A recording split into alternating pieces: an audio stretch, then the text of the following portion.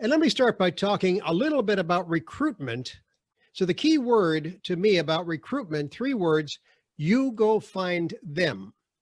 Now, I'm not going to use recruiting. I'm going to say, as my book does, stop recruiting, start attracting, because attraction draws a person toward membership. 3 key words: they find you. Let's just stop there for a minute. Recruitment means you go find them. You search all over town for membership potential. But when it's attraction, they're going to find you. Now, if I was with you today, I'd ask you 2 big questions. One is a recruitment question, and that is, why do you want new members? I think I'd come up with basically 3 things that you'd tell me about why your club wants new members. You'd probably say, gee, new members bring us new ideas, new service projects, new foundation, new dollars. Or maybe you'd say, we do a lot of work. We're a service club, so we need more help. And maybe because you're very much fellowship driven as a Rotary Club, you'd say, I want more friends in my club. So why do you want new members? I think you'd come up with new ideas, more help, more friends. But if I ask you the other question, that is the attraction question, it would go like this: why do they want us? Now, I know you're a service organization, therefore you do a lot of service, but you may be surprised to find out when I talk to particularly young people, millennials, about their attraction toward Rotary, service comes in as almost number 5. So let's look at the first 4 that they always tell me. Number 1, they want a network. They've heard that Rotary clubs are the movers and shakers in a community, and they're new in their careers, and they want to get to know a lot of people. And networking is still very important. It was to us when we were heavily into our learning the business when we started out in our careers. But to the millennials particularly, networking is number 1. Number 2, they want a social organization. They want a chance to make new friends, and friends among those people who are, as they will tell you, involved in their communities. Number 3, they want to learn something new. And that's why when they come to a meeting, they want a speaker, maybe the Costco manager, maybe a insurance gentleman, maybe a lady who runs the real estate firm. They want to learn something new at every meeting. And number 4, they want to have some fun. And that's Rotary for all of us. But they're telling you, number 1, they want a network. Number 2, they want social. Number 3, they want to learn something new. Number 4, they want fun. And lastly, of course, they want to do service. Interesting thing about the young folks that we try to attract, they already do a lot of volunteer work. They've got their church, they've got their schools, they've got if their parents are ready, they've got kids' involvements with sports and things like that. So they're not short on an opportunity to do service. But unique is unique. Now, I have 3 keys I want to share with you about attraction, the idea of attraction. Number 1 is people are interested in what benefits them. Now, you may think to yourself, gee, that sounds selfish, but it's not, because you and I only have so much time each week to devote to anything, particularly volunteer work. And they're saying, what do I get when I give? So it may be good at one of your meetings to just talk about what are the benefits of belonging to Rotary, which is a nice way of saying, what do they get when they join? The benefits are important to all of us. Attraction key number 2 is tell them the benefits. During that first initial talk to a new prospective member, I think we need to share what values that person receives from becoming a Rotarian. If you're like me, I always think about talking about at least what we do, not what we give. So the benefits are still important. Attraction key number 3 to me is understand that today's prospective members all go shopping. You know, it was interesting when I was president of the club in Elk Grove, California. We had a gentleman sitting at one of the tables in the meeting, and he was brand new. He had first time with us to see how we're doing and what we are all about. And I said, "Sir, is this the first time you've been to our Rotary Club?" He said, "Oh, no, no." He says, "I've been to 5 clubs." And he named off the clubs. He named the Sacramento Club and the North Sacramento Club, and he mentioned all of them. I said, "Why in the world did you go to 5 clubs?" He said, "I wanted to find out which one fits me, which one has the kind of values that I treasure. I want to see what the people are like." And, you know, more than ever before, people are, remember how you and I first joined Rotary? We joined the club nearest to where we lived or where we worked. Today, the people are actually going to shop clubs more than ever before. Have you ever shopped your own club? Wouldn't it be interesting to be a mystery shopper, to walk in the door at your breakfast or lunch or dinner meeting and just see what's going on? See how long it takes someone to say hello, to shake your hand, to invite you to sit down at a table. Not too long ago, I had a club, which, by the way, I will not mention their name, but I'll tell you what happened. I walked in, I was the speaker. There was a very busy club, a lot of people, but I saw a seat at a table and I went over to take that seat, and somebody said, "No, that's John's seat." You can't sit there. I thought, this is going to be an interesting evening. But you know, that's what I mean by shopping your own club, is make sure that when a new member, particularly, in fact, all of your members walk in, somebody's there to say hello, to welcome them, to thank them for attending.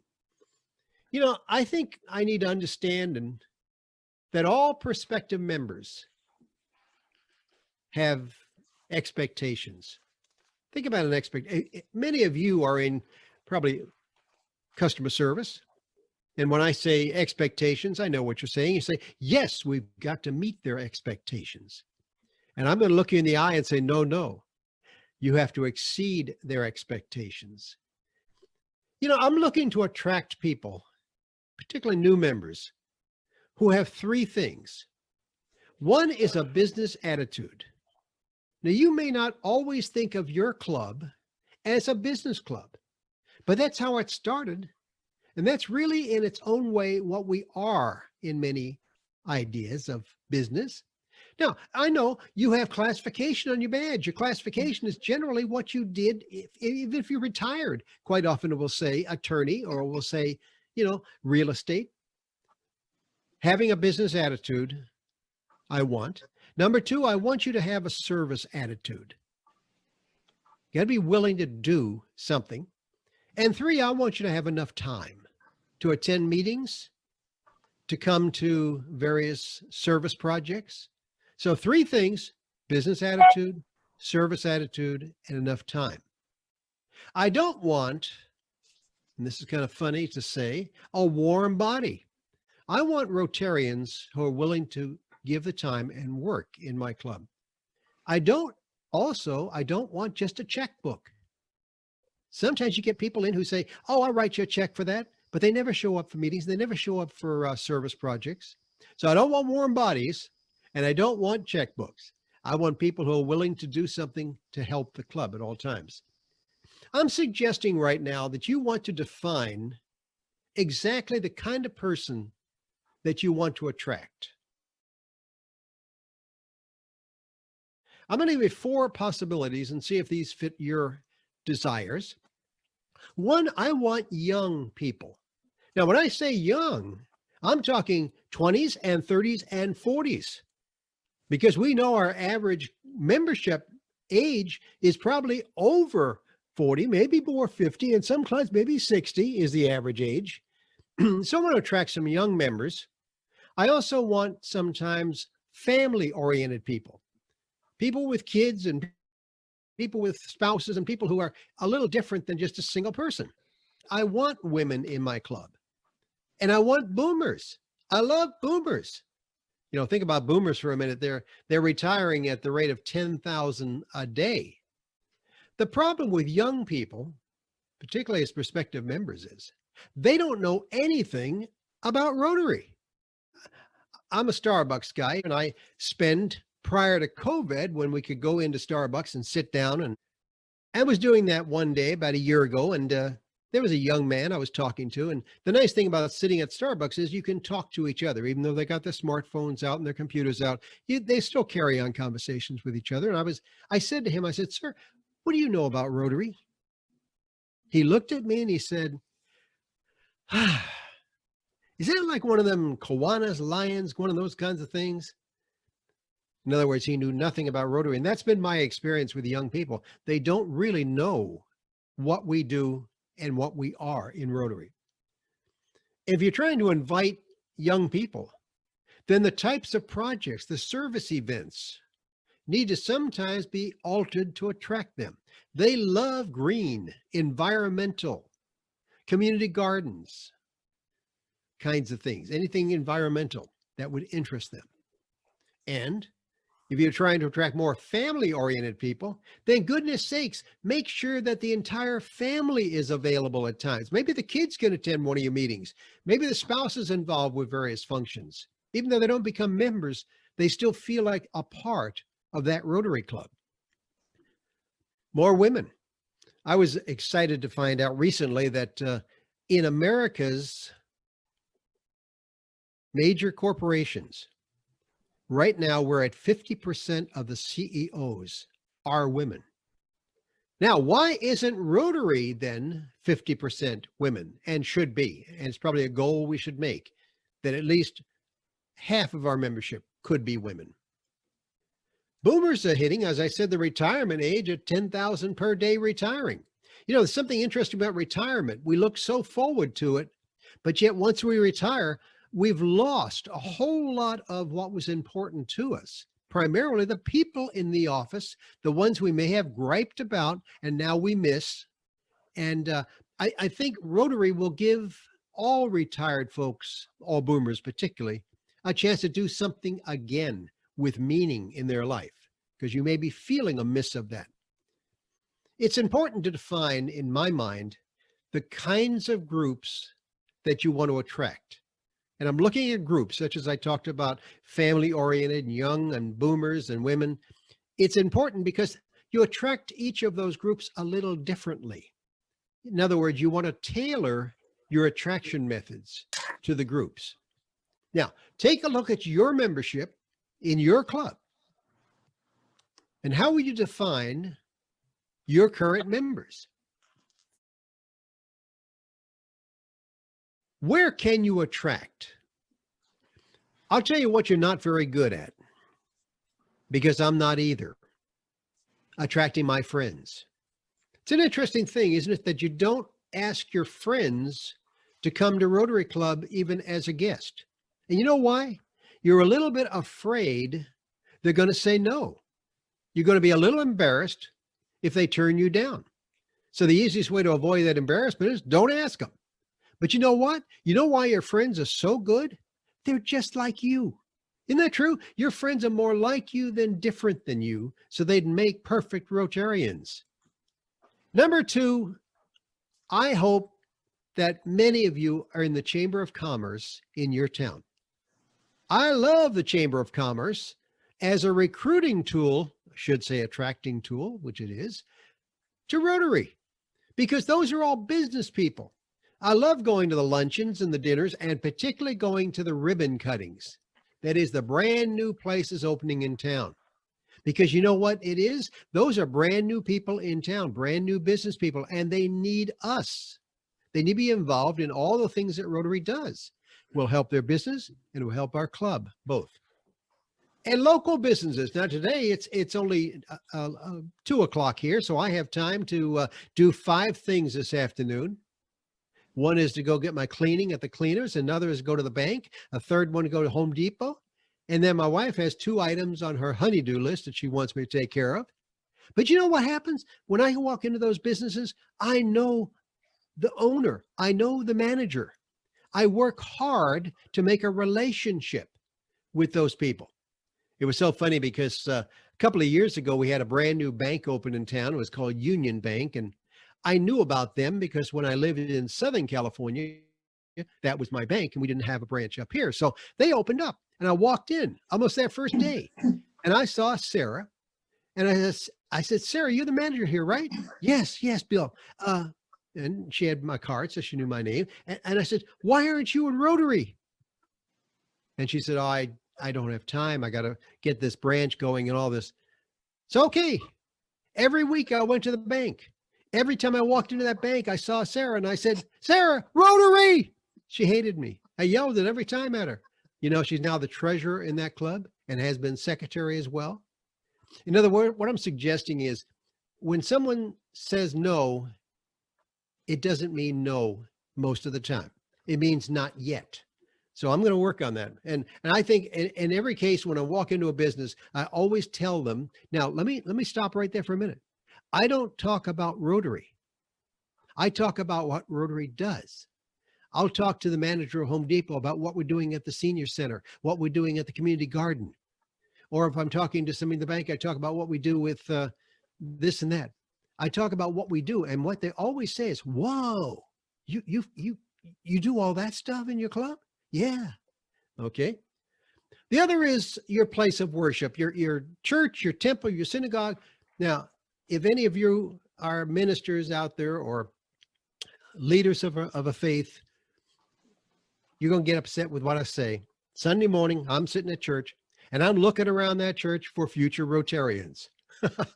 I mean, goodness sakes, I see John over here and I say, you know, I'm going to talk to John at the coffee pot after service today. And I'm going to tell John what we do, not about Rotary, but about what the club is doing. And sure enough, I'm pretty good at picking up some people from my church to come into Rotary. The same thing with nonprofit organizations. Many of you are on the boards for various nonprofits. Again, it could be a PTA board, it could be the senior center board, it could be any kind of a board. But let me tell you something. Your fellow board members, every one of them, are potential Rotarians. They already have in their heart that service ethic that's so important in Rotary. Social media. If you're following at all my podcast that I have every week or my blog that I put on Facebook every week, I just finished a whole series about social media because social media is so important in Rotary. Both Facebook, Twitter, LinkedIn, those are all important things. You know who they're important with? The young potential prospects, because they live on their smartphone and they're looking at Facebook. They're looking at tweets that come out. You know why Twitter is so important? Twitter allows you to send 280 characters and you do it every week to announce who the speaker is going to be. So you say, we have the manager of the Costco store coming this week at our Rotary Club. And in 280 characters, you can send that message out and you're sending it out to everybody. But the young people are listening to it and hearing it and going, ooh, I want to go. They don't care about Rotary now. They will hear about what the manager has to say at the Costco store. But when you get them into Rotary Club for the meeting, then you work on them, of course. And the last one, of course, is, as I said before, Starbucks, because I spend a lot of time when the COVID passes and we get back to sitting down, I sit down with lots of people and I talk all about what we do in Rotary. Now, I can't look at all your websites, but I wish I could, because I'll tell you, I'd be a little nervous when I look at your website about the club, because that website is the most important vehicle you have for sharing what you do. But I hope that you feature the speaker each week in there. I hope their pictures in there. I hope their backgrounds in there. I hope the topic they're going to talk about, because that's an attraction tool. I hope it's up to date. LinkedIn, very important. LinkedIn is a business tool. If you don't know LinkedIn, just take the time to Google LinkedIn sometime, because Rotary even has their own LinkedIn page on, a page on LinkedIn. Instagram, for all your pictures on Instagram. Again, that's what the young people look at, is Instagram. And your newsletter is very important too. And I hope that it's not only in print, but it's a digital newsletter as well. The young folks don't know how to handle a piece of paper, but they certainly know how to handle Google. 3 final hints. 1, don't invite any of those prospects to a meeting. They don't need one more meeting. Invite them to have lunch with you at the Rotary Club. Just don't tell them who's going to be there. Just say, I want you to have lunch with me. Oh, we're going to meet over here at the, and name the restaurant. And by golly, it's also the Rotary Club meeting that day. I'm teasing you, but the meeting is not the important part. The important part is having lunch or breakfast or dinner with that particular member. And you're going to buy them dinner, I hope. And number 2, hint. Don't talk about polio. Don't talk about babies dying in Africa. Don't talk about any of those things. Talk about what you do in your town, because that's when people are going to say, whoa, you do that right here. You do it at our senior center. You do it at our food bank. You do our community garden. Wow. Then when you get them as members, then you talk about polio. And then you talk about babies dying in Africa and all those kinds of things that we're so good at in Rotary. And thirdly, if someone says you've invited them to be your guest for lunch at the Rotary Club, and they say, no, Bill, I'm going to try to be there. Whoa. I look them right in the eye and said, no, you're not going to try. I'm going to pick you up at 11:45, and I'm going to take you with me, because that works out so much better. Because when someone says they're going to try, you know what that means? They're not going to be there. So you got to pay attention. Now, that was a lot of information on attraction. You can ask me questions if you'd like to, and I'll certainly try to answer them. How to pick up a prospect for a Zoom meeting. Oh, there's one. Okay. I've had pretty good success with Zoom meetings. We sent a personal printed meeting invitation to the Zoom meeting, just like it was a real meeting. And that got me more people in. So I think how you invite the people, both a phone call, both a email message, and then I also send a little card in the mail. Okay, let's see. We are finding that the convenience of Zoom meetings is very appealing. I agree. We have averaged 1 new member monthly since the beginning of COVID last March. Fantastic. Good, good. I have noticed on my Zoom meetings that I am attracting people. I have no idea who they are. I see their face, and they're exactly what you said. They're prospects coming in, because it is not threatening to them. Younger members looking for mentors too. Oh, goodness sakes. Yes, absolutely. We assign every new member to another member, and that's a mentor. Particularly the young ones will pick up for sure somebody. And we try very carefully to pick a similar field. If he's an attorney, we try to find an attorney. We try to match people up so they speak the same language. Okay, Jenny Ann, Amy, got children of Rotarians seem to be good prospects as well. Yes, exactly right, for sure.